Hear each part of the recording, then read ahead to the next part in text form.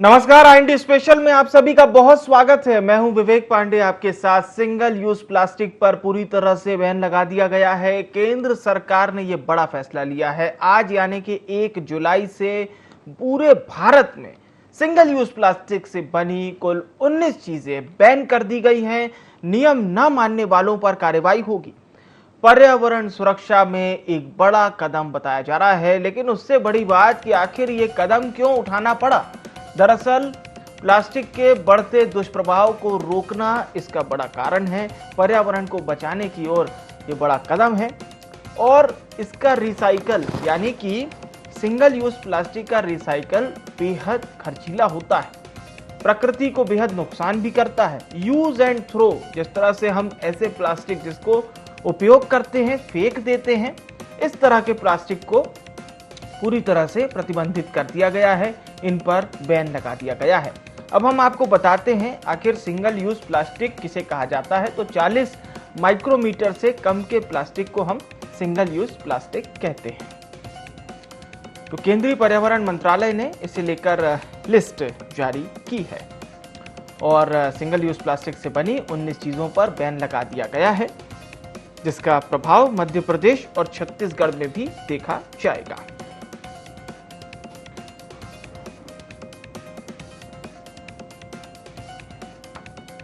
हालांकि मंत्रालय ने FMCG सेक्टर को इस बैन से छूट दी है। FMCG सेक्टर को इस बैन में शामिल नहीं किया गया है, लेकिन यदि आप सिंगल यूज प्लास्टिक का अभी भी इस्तेमाल करते हैं तो थोड़ा सा आपको न केवल इस नियम को जानना बेहद जरूरी है, बल्कि साथ ही साथ आपको ये समझना भी होगा कि जुर्माना भी इसमें लगाया जा सकता है और साथ ही साथ जेल का भी प्रावधान है यदि आप सिंगल यूज प्लास्टिक को बैन के बावजूद उपयोग करते हैं।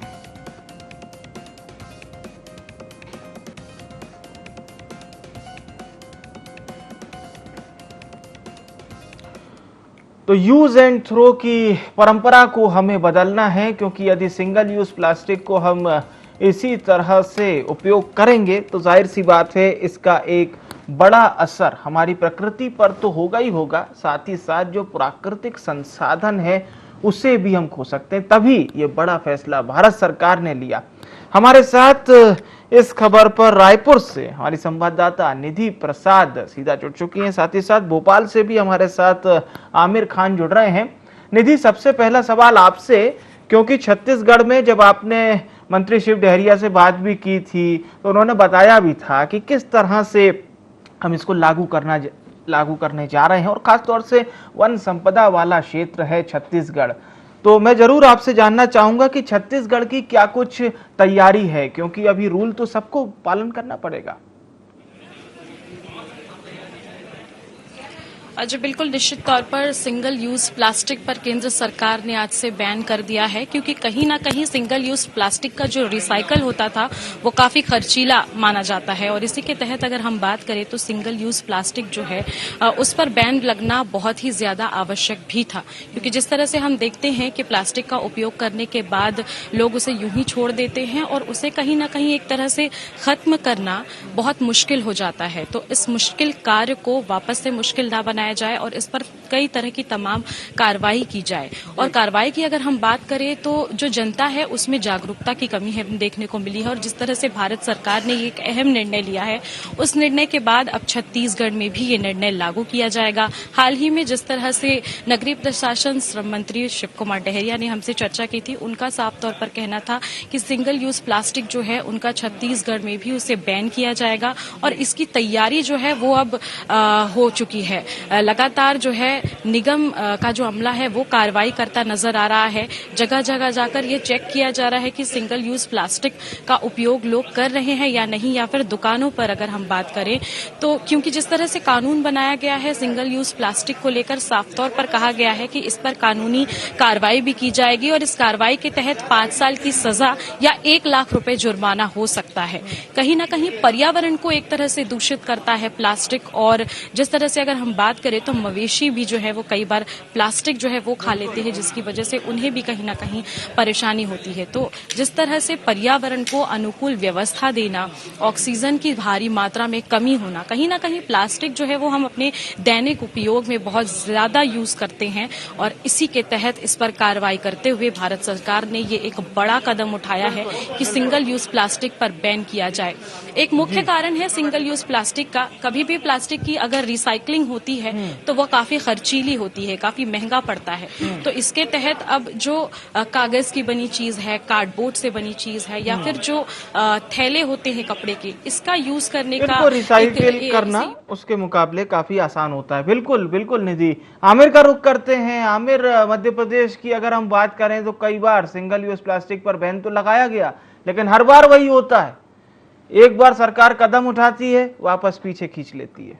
इस बार देखिए, इस बार विवेक ये माना जा रहा है कि बहुत सख्ती के साथ इस सिंगल यूज प्लास्टिक को बैन किया जाएगा, क्योंकि केंद्र सरकार की ओर से ही ये कहा गया है कि पूरी तरह से प्रतिबंध है और अब सिंगल यूज प्लास्टिक को पूरी तरह प्रतिबंध कर दिया गया है। और सेंट्रल और केंद्र और राज्य सरकारें इसको लेकर कंट्रोल रूम भी बना रही हैं और उसकी समिति बनाई गई है और इसकी लेकर टीमों को जो है चयन किया गया है। ये टीमें जगह जगह पहुंचेंगी और जहां इसका ये कहें कि उल्लंघन हो रहा होगा उनके खिलाफ कड़ी कार्रवाई होगी, साफ तौर पर बाजारों में। और इसको लेकर एक बड़ी बात यह है विवेक, इस बार जिस तरह से सिंगल यूज प्लास्टिक को बैन किया है तो इसमें सबसे महत्वपूर्ण है कि उसके निर्यात पर भी रोक लगेगी, उसके क्योंकि अक्सर यही सवाल उठते हैं कि जब बाजारों में प्लास्टिक पहुंचता है या ऐसी वस्तु जिसको बैन करने की बात होती है, अगर उसके बनाने पर ही प्रतिबंध होगा तो जाहिर है कि ये रोका जा सकेगा। तो इस दिशा में भी सरकार ने काम किया है और अगर बाजारों में कहीं पहुंचती भी है ब्लैक मार्केट से या कहीं काला बाजारी से या फिर किसी दूसरे रास्ते से, तो उसको उन पर भी कड़ी कार्रवाई हो सकेगी। जुर्माने की कार्रवाई तो होगी, साथ में जेल की भी कार्रवाई इनके खिलाफ में की जाएगी, क्योंकि पर्यावरण संरक्षण को लेकर सबसे महत्वपूर्ण है कि प्लास्टिक का इस्तेमाल ना किया जाए।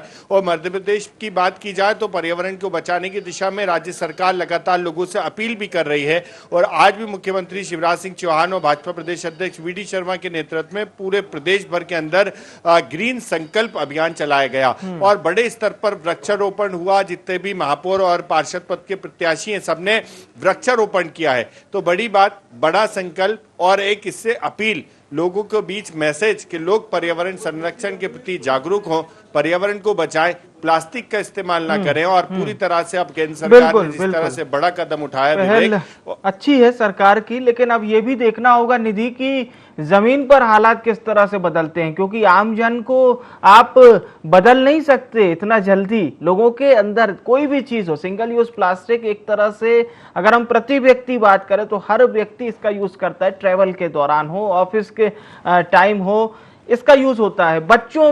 बच्चों के भी जो ज्यादा से ज्यादा प्रोडक्ट हैं, चाहे कैंडी स्टिक हो, आइसक्रीम स्टिक हो, उसमें वो यूज होता है। यानी इतना आसान नहीं है रोजमर्रा की जिंदगी से इसे हटा पाना। जी निधि।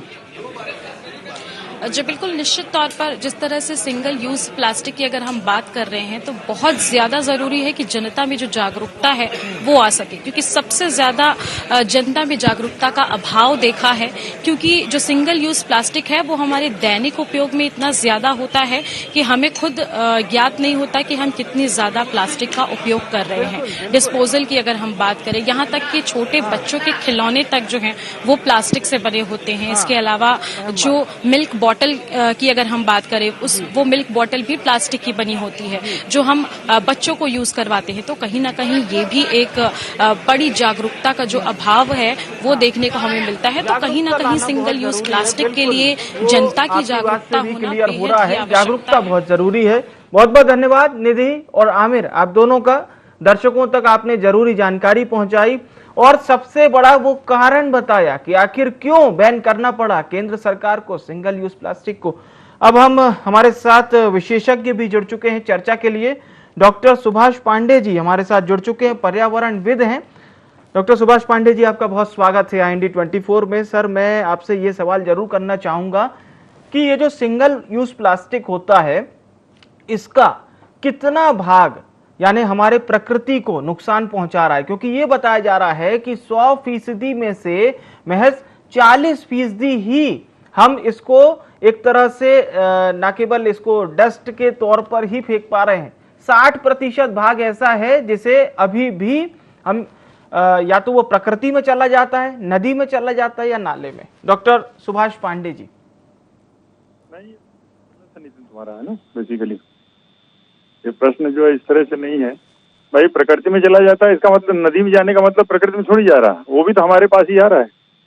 यदि किसी नदी नाले में या फिर किसी तालाब में या फिर समुद्र में जा रहा है तो वो भी तो कुल मिला घूम फिर के हमारे भोजन में, हमारी आबोहवा में, सब में शामिल हो रहा है। तो कुछ भी नहीं जा रहा है प्रकृति में, वो सब कुछ हम ही को मिल रहा है। हमारे किए हुए उत्पाद जो है वो अंततः हमें ही, मतलब पूरे को हमारी जानलेवा बने हुए हैं, और वो 100% जो है जो उत्पादन हो रहा है वो हमें नुकसान पहुंचा रहा है, चाहे वो सॉलिड वेस्ट के रूप में हो, चाहे वो एयर पॉल्यूशन के रूप में हो, या फिर वाटर पॉल्यूशन के रूप में हो। हर रूपों में ये अंततः घूम फिर के किसी भी माध्यम से, पानी से, हवा से या सॉइल के माध्यम से, वो मानव जीवन को ही खतरे में डाल रहा है और पूरे को लील रहा है। तो डॉक्टर सुभाष पांडे जी, हालांकि अभी तो ये जो 19 तरह के आइटम बता दिए गए हैं सर कि इसका यूज बिल्कुल नहीं होगा, पर सॉल्यूशन कहाँ है? क्योंकि कई सारी ऐसी चीजें हैं सर जो हम लोग रोजाना यूज कर रहे हैं, बच्चों के प्रोडक्ट्स में यूज हो रही है, बाजार में इसका बहुत ज्यादा यूज हो रहा है। इसका सॉल्यूबल कहाँ पर है? क्या रिप्लेसेबल के लिए वही पुरानी चीजें जो समय से चली आ रही थी उसी का हमें उपयोग करना होगा? नहीं, ये क्या है कि प्रधानमंत्री के द्वारा डिक्लेयर करके और पॉल्यूशन कंट्रोल जैसी जो लचर संस्थाएं हैं उनके द्वारा इसका डिक्लेरेशन करने मात्र से इसका हल नहीं होगा। बिना जब तक आप बहुत ज्यादा इसकी प्राइमरी तैयारी न कर दें तब तक किसी भी घोषणा का जमीन पर क्रियान्वयन संभव ही नहीं है। हमको आपको ये कहें कि संयम बरतें और इसका उपयोग समझें और ये समझें, ये बड़ा मूर्खतापूर्ण हास्यास्पद बात है। मूल बात यह है कि इसका प्रोडक्शन सरकार बंद करे और ये सुनिश्चित करे कि कहीं से भी प्लास्टिक का प्रोडक्शन नहीं होगा। यदि प्लास्टिक नहीं आएगा तो विकल्प अपने आप तैयार हो जाता है। आप घर से निकले हैं और आपको प्लास्टिक कहीं नहीं मिली तो घर आएंगे तो घरवाली डांटेगी, तो आप फिर कुल मिला के फिर जाएंगे कपड़े का थैला लेके। लेकिन आप बिना खाए या बिना सब्जी के नहीं रह पाएंगे। 1-2 दिन में आपकी आदत हो जाएगी। सवाल यह है कि इसके उत्पादन पर जब तक रोक नहीं लगेगी, उत्पादन पर रोक हमारे आपके द्वारा नहीं लगेगी, उत्पादन पर रोक इन सरकारी संस्थाओं के द्वारा ही लगेगी जो केवल 19 चीजों की सूची जारी करके अपनी कर्तव्यों की पूर्ति कर ले रहे हैं। वास्तव में ये 19 नहीं है, ये 119 से ज्यादा है। आप इसको समझिए। अभी तो मीडिया समेत अधिकांश आदमियों को इस बात का ज्ञान नहीं है कि सिंगल यूज प्लास्टिक माने क्या क्या रहे हैं। यही केवल चम्मच, प्लेट और यही भरे क्या? इसके अलावा है कितने माइक्रोन से नीचे की चीज है सिंगल यूज में, इनको पूरे को अलग अलग करना चाहिए। ये मात्र 19 सामान नहीं है, ये 119 से ज्यादा सामान है। और इसलिए इस बात की बहुत जरूरत है कि पहले इसका विकल्प लाएं और उसके बाद जब ये बाजार में सब पूरे की सारी वैरायटी की चीजों को लिखें तब जाके इसके क्रियान्वयन की शुरुआत होगी। वरना ये ऐसे ही कुछ हो जाएगा जैसे प्राइम मिनिस्टर ने 2 अक्टूबर 2014 को स्वच्छ भारत अभियान की शुरुआत की थी, और आज 8 साल के बाद ये हो रहा है कि भारत 180 देशों की सूची में 180वें स्थान पर है, गंदगी में सबसे आखिरी में है, लास्ट में 180वें स्थान पर पहुंच गया है। या 8 साल की रंग बिरंगी झाड़ू लगने के बाद और 8 साल की प्रोग्रेस है ये। तो ये सिंगल यूज प्लास्टिक की घोषणा करना या बंद हो जाएगी, चालू हो जाएगी, सब तो क्या है, जबरदस्ती के हथकंडे हैं। और सरकारी कर्मचारियों को या जो नियंत्रणकारी संस्थाएं हैं, जब तक ये अपने जेहन में नहीं उतारेंगी, विकल्प नहीं देंगी हमको आपको जी, जब तक हमारे पास विकल्प नहीं आएगा तब तक इस समस्या का समाधान कभी नहीं होने वाला। सिर्फ ये कागजी या गले जो है साफ करने की एक्सरसाइज मात्र रह जाएगी। बिल्कुल बिल्कुल, मैं लौटूंगा पांडे साहब आपके पास। अमर प्रकाश सावंत जी हमारे साथ जुड़ चुके हैं, छत्तीसगढ़ पर्यावरण संरक्षक मंडल के पब्लिक रिलेशन ऑफिसर हैं। अमर प्रकाश जी, मेरा सवाल ये है आपसे कि अब सरकार ने ये तो कह दिया है सभी राज्यों को कि आप सिंगल यूज प्लास्टिक पर पूरी तरह से बैन लगवा दीजिए, किसी भी तरह का नया उत्पादन ना बने, कोई बेचे नहीं, नजर बनाए रखिए, उपयोग भी कोई ना कर सके, स्टोर भी ना कर सके। ये बड़ा अच्छा लगता है सर, अच्छा साउंड करता है, लेकिन जमीन पर स्थिति को हम कैसे सुधार पाएंगे? ये महत्वपूर्ण सवाल आपसे।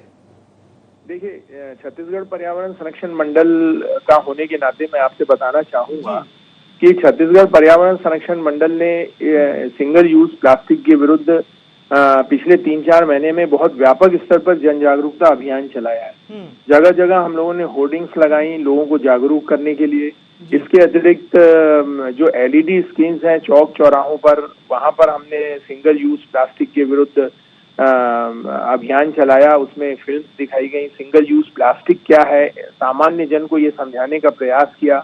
फिर ये बताने का प्रयास किया कि भाई सिंगल यूज प्लास्टिक में क्या क्या चीजें प्रतिबंधित हैं, क्या क्या चीजें सिंगल यूज प्लास्टिक में आती हैं। तो पर्यावरण मंडल का ये शुरू से मानना है कि बिना जन जागरूकता और जन भागीदारी की किसी समस्या का समाधान नहीं हो सकता, क्योंकि इसमें बहुत व्यापक स्तर पर जनता की भागीदारी है। तो उस भागीदारी को सुनिश्चित करने के लिए, उनको नियमों का ज्ञान देने के लिए हम लोगों ने नुक्कड़ नाटक किए, माइम शो किया, फिल्म शो किया, जगह जगह सफाई अभियान चलाया। तो पर्यावरण मंडल ने इस तरह से अपना एक व्यापक अभियान छेड़ा सिंगल यूज प्लास्टिक के विरुद्ध। बिल्कुल बिल्कुल।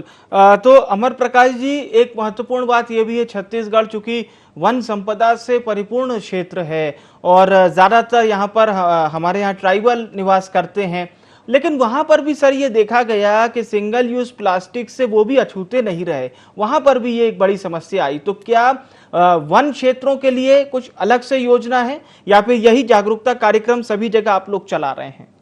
नहीं, जन जागरूकता अभियान तो पूरे प्रदेश में चला ही रहे हैं। इसके अतिरिक्त जो वन क्षेत्र है वहां पे तो आप जानते हैं, क्योंकि वन संपदा बहुत है जी, और काफी कुछ इसका विकल्प जो है वो दोना पत्तल वगैरह में है। जो कटलरी सामान अभी बैन किए गए हैं जी, उसका विकल्प जो है वो दोना पत्तल है और इस तरह की चीजें ही हैं। तो इससे मैं समझता हूँ कि वनांचल क्षेत्रों में और ग्रामीण क्षेत्रों में बल्कि रोजगार के अवसर बढ़ेंगे जब इस तरह से ये कुटीर उद्योग जो है ये डेवलप होगा। तो इससे न केवल आय होगी बल्कि हमारा पर्यावरण भी बचेगा। और मैं आपको बता दूं कि जो वनांचल क्षेत्र हैं, जो पिछड़े क्षेत्र हैं, वो बल्कि शहरी क्षेत्रों से ज्यादा इस मामले में तेज हैं या बुद्धिमान हैं। वे इस तरह से अपने दैनिक जीवन की वस्तुएं जो है वो वन से निकाल लेते हैं, उससे जो पत्ते वगैरह हैं उनके दोने बना लेते हैं, उसकी थाली बना लेते हैं। तो वो अपना उपयोग कर रहे हैं। उसी चीज को हमको बढ़ावा देना है और उसी चीज को हमको एक कुटीर उद्योग, लघु उद्योग के रूप में डेवलप करना है, ताकि लोग अपना जीवन यापन भी चला सके, उनको जीविका भी मिल जाए और पर्यावरण भी संतुलित रहे।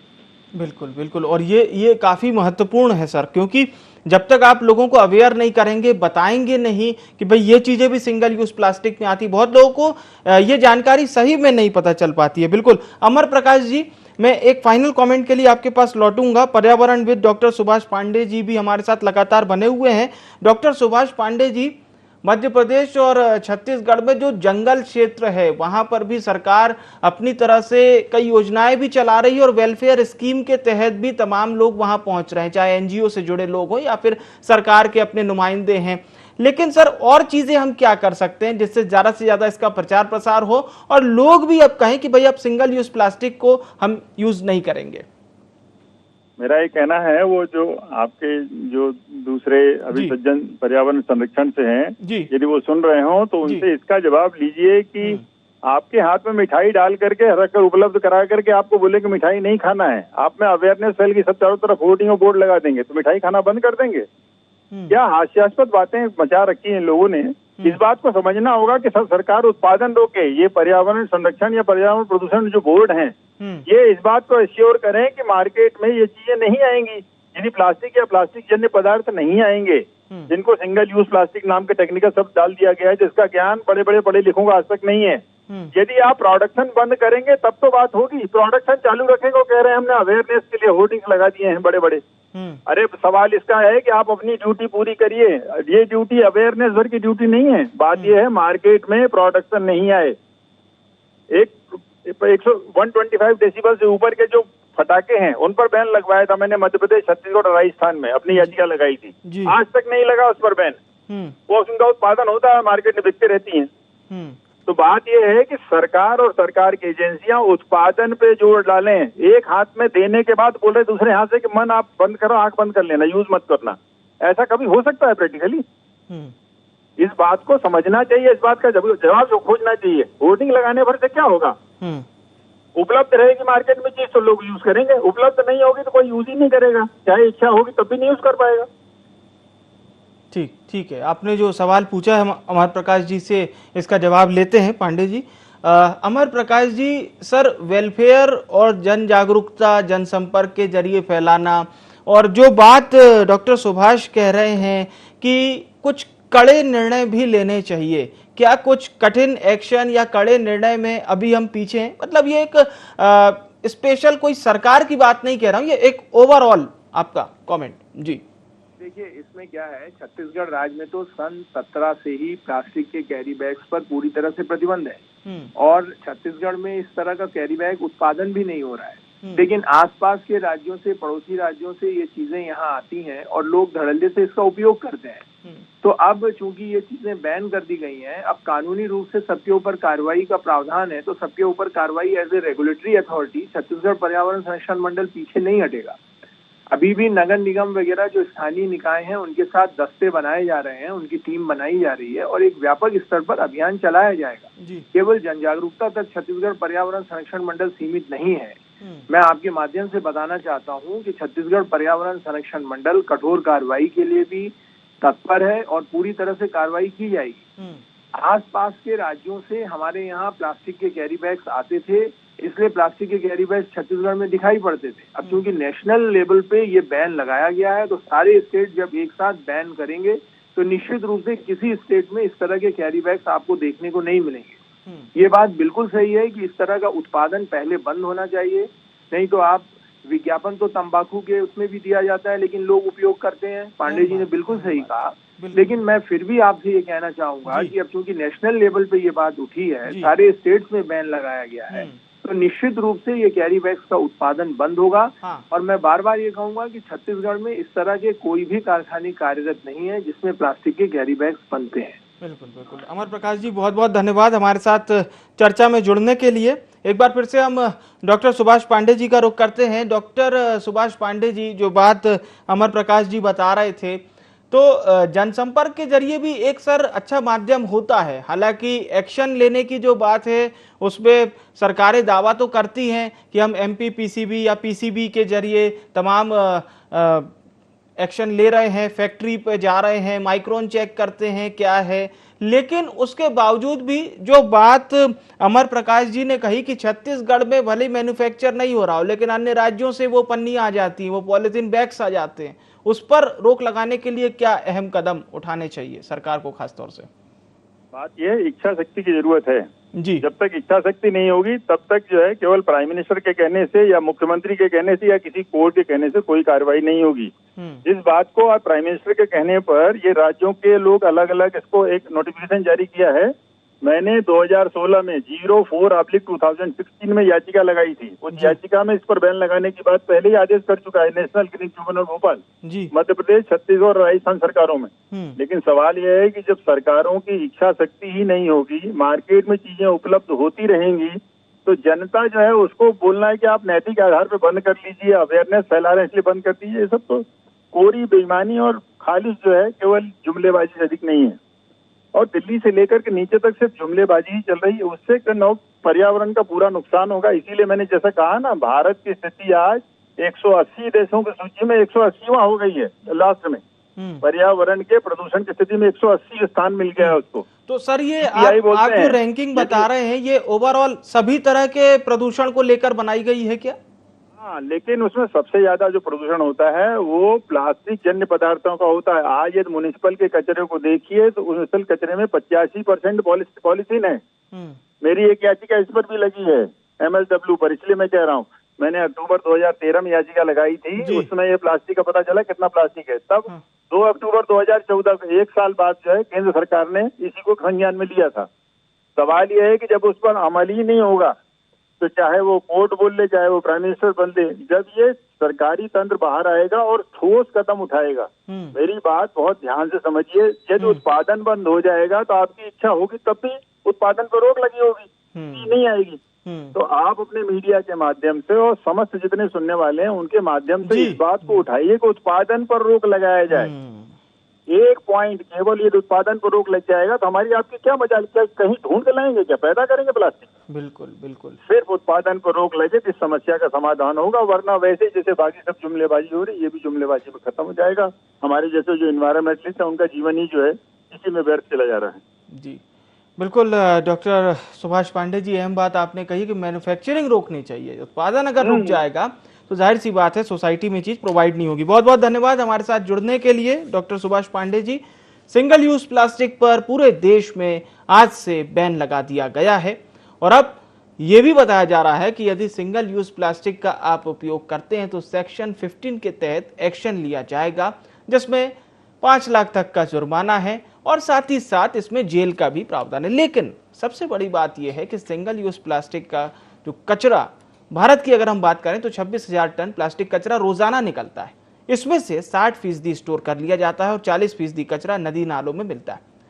सिंगल यूज प्लास्टिक को रिसाइकिल करना भी बेहद खर्चीला होता है क्योंकि इसका बड़ा हिस्सा प्रकृति में ही वापस चला जाता है। सिंगल यूज प्लास्टिक से प्रकृति को बेहद नुकसान है। इसी वजह से सरकार ने इसे बैन करने का फैसला लिया और सभी राज्यों से अपील की है कि आप भी अपने यहां पर स्टोर मत होने दीजिए, मैन्युफैक्चरिंग मत होने दीजिए और बिकने मत दीजिए। तीनों चीज पर सरकार से बोला है। लेकिन अब बड़ी बात यह कि यदि मैन्युफैक्चरिंग पर पूरी तरह से आप रोक नहीं लगा पाएंगे तो फिर इस बैन का असर कितना होगा, ये अहम बात होगी देखने की। IND स्पेशल में इतना ही। मुझे यानी विवेक को दीजिए इजाजत। नमस्कार।